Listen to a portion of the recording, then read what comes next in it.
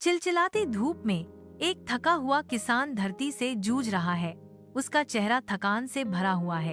एक विशाल पेड़ की ठंडी छांव में रामू, श्यामू और घनश्याम बेफिक्र होकर लेटे हुए हैं, अपनी ही दुनिया में खोए हुए, अपने पिता के संघर्ष से बेखबर। पार्ट 2 देखने के लिए कमेंट करें और सब्सक्राइब भी करें। किसान की आवाज शांति को चीरती हुई।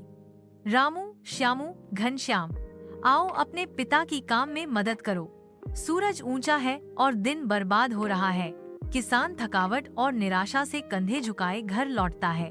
उसकी पत्नी गर्म भोजन के साथ उसका अभिवादन करती है। उसकी अभिव्यक्ति उसकी चिंता को दर्शाती है। तुम थके हुए दिख रहे हो पति, क्या एक और कठिन दिन था? वह पूछती है। उसकी आवाज में सहानुभूति भरी हुई है। हाँ, और किस लिए? मुझे अपने बेटों की चिंता है। वे जमीन में कोई दिलचस्पी नहीं दिखाते। किसान ने चिंता से भरी आवाज में जवाब दिया। लेकिन अगर वे नहीं करते तो क्या होगा? मेरे जाने के बाद उनका क्या होगा? किसान बिस्तर पर बीमार पड़ा है। उसका चेहरा पीला है।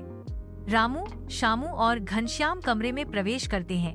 उनकी उपस्थिति अनकही तनाव से भरी हुई है। पार्ट 2 देखने के लिए कमेंट करें और सब्सक्राइब मी प्लीज करते हैं। कमजोर और थका हुआ किसान कहता है, मुझे चिंता है कि मेरे जाने के बाद तुम्हारा क्या होगा। मुझसे वादा करो कि तुम जमीन पर खेती करना जारी रखोगे।